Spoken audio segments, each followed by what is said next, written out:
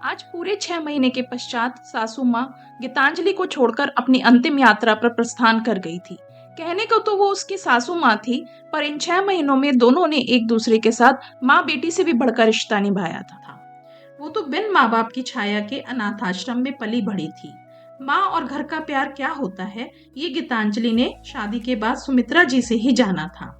आज सुमित्रा जी की मृत्यु के बाद 13 दिन का शोक और सूतक सब पूरा हो गया था। अब गीतांजलि के भी इस घर को छोड़ने का समय आ गया था। वो जल्दी जल्दी अपना सामान समेटने में लगी थी। सारे घर के सामान की सूची और उनकी जगह उसने एक डायरी में लिख दी थी। अपनी सारी पैकिंग होने के पश्चात वो डायरी और अलमारियों की चाबी राघव को थमाकर जल्द से जल्द यहाँ से निकलना चाहती थी, क्योंकि वो राघव के सामने अपने आंसुओं को दिखाकर कमजोर नहीं पड़ना चाहती थी। राघव, जो सुमित्रा जी का बेटा और दुनिया की नजरों में गीतांजलि का पति था। राघव सुमित्रा जी के जाने के बाद बाहर वाली बैठक में था, जिसमें अक्सर सुमित्रा जी बैठा करती थी। गीतांजलि अलमारियों की चाबियां और सामान की सूची वाली डायरी राघव के सामने रखकर जाने के लिए जैसे ही मुड़ती है, तभी पीछे से राघव की बुझी हुई आवाज सुनाई देती है, जो शायद उसको रोकने के लिए ही निकली थी। वो अभी ठीक से कुछ कह भी ना पाया था, उससे पहले ही बेहोशी की अवस्था में चला गया था। गीतांजलि ने घबराकर जैसे ही उसका माथा छुआ, तो वो तेज बुखार से तप रहा था। गीतांजलि ने किसी तरह राघव को बिस्तर पर लिटाया और जल्दी से बर्फ का पानी बनाकर कपड़े की पट्टियां उसके सर पर रखनी शुरू कर दी। ठंडे पानी की पट्टियां रखने से उसका बुखार थोड़ा कम हुआ था, तो उसने उसको उठाकर थोड़ा बहुत खिलाकर दवाई दे दी थी। बुखार के कम होने से राघव नींद के आगोश में चला गया था, पर नींद में भी वो गीतांजलि का हाथ नहीं छोड़ रहा था। उसकी हालत को देखकर गीतांजलि राघव के पास बैठकर उसका सिर सहलाने लगी थी। गीतांजलि को इस समय राघव का चेहरा बहुत शांत और निर्दोष लग रहा था। राघव के सिरहाने बैठकर गीतांजलि की आंखों के सामने अपने बीते हुए जीवन का पूरा घटनाक्रम घूम गया था। बचपन में ही एक हादसे में माता पिता के चले जाने के बाद लड़की होने की वजह से उसका कोई भी रिश्तेदार उसको अपने साथ रखने के लिए तैयार नहीं हुआ था।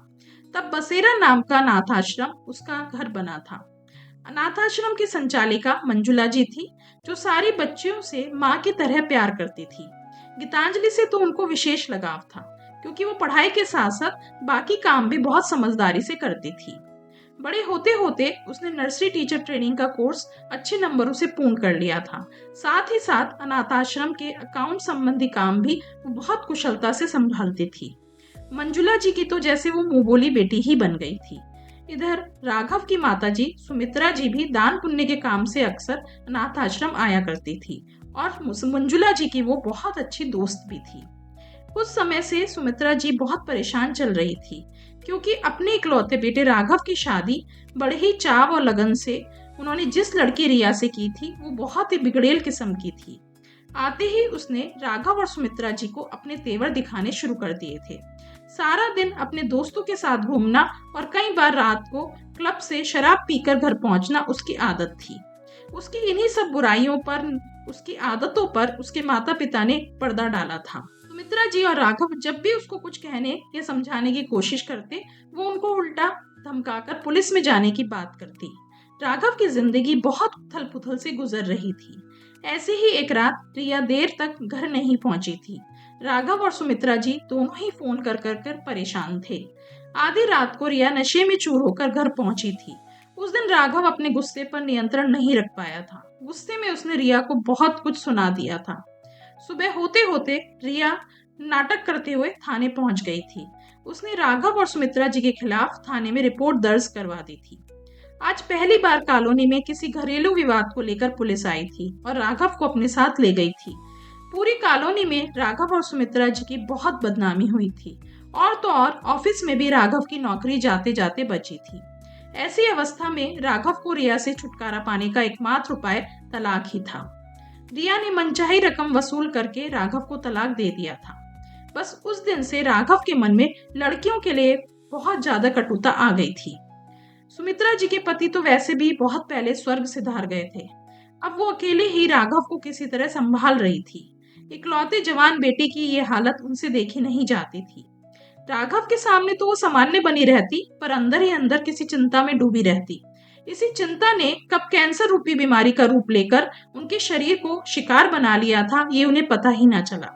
जब वो ज्यादा बीमार रहने लगी तो बिना राघव को बताए डॉक्टर से चेकअप करवाने चली गई। सारे चेकअप और रिपोर्ट्स के बाद उनके अंदर कैंसर की पुष्टि हुई। डॉक्टर ने उन्हें बताया कि उनका कैंसर बहुत जल्दी जल्दी सारे शरीर में फैल रहा है। अब उनके पास ज्यादा समय नहीं है। सुमित्रा जी को अपने से ज्यादा राघव की चिंता थी। ये सब सोचकर उन्होंने राघव के लिए मंजुला जी से गीतांजलि का हाथ मांगा था। मंजुला जी ने गीतांजलि के सामने राघव के बारे में सब कुछ बताते हुए उसका निर्णय पूछा था। उसने ज्यादा कुछ सोचे समझे बिना सुमित्रा जी की मनोस्थिति भांपते हुए इस रिश्ते के लिए हाँ कर दी थी। शादी के लिए बिल्कुल भी तैयार नहीं था। वैसे भी उसके मन में सभी लड़कियों के लिए नफरत की भावना घर कर गई थी। ऐसे में सुमित्रा जी ने अपनी कसम देकर और कैंसर की बीमारी का सच बताकर राघव को किसी तरह गीतांजलि से शादी के लिए तैयार कर लिया था। इस तरह गीतांजलि राघव की दुल्हन बनकर इस घर में आई थी। गीतांजलि के भी शादी को लेकर बहुत कुछ अरमान थे। उसको राघव की पहली शादी के बुरे अनुभव का तो पता था, पर उसके मन में सभी लड़कियों के प्रति इतनी नफरत है, ये इन सब बातों से वो अनजान थी। वो राघव का बहुत बेसब्री से इंतजार कर रही थी। राघव ने कमरे में प्रवेश करते ही बहुत ही रूखे शब्दों में गीतांजलि को बोला था कि वो इस शादी से किसी तरह की उम्मीद न रखे, क्योंकि अब वो लड़कियों के त्रिया चरित्र से भली भांति परिचित है। राघव का कहना था गीतांजलि सिर्फ माँ की वजह से इस घर में आई है। जब तक माँ है तब तक ही वो इस घर में है। राघव का उससे कोई संबंध नहीं है। राघव की ऐसी बातों को सुनकर उसने चुपचाप से रहलाते हुए सुन लिया था। यह सब कहकर राघव अपनी चादर को लेकर सामने पड़े दीवान में सोने चला गया था। अगले दिन गीतांजलि सुबह जल्दी ही तैयार होकर सुमित्रा जी के पांव छूने आई थी। सुमित्रा जी की अनुभवी आंखें सब समझ गई थी।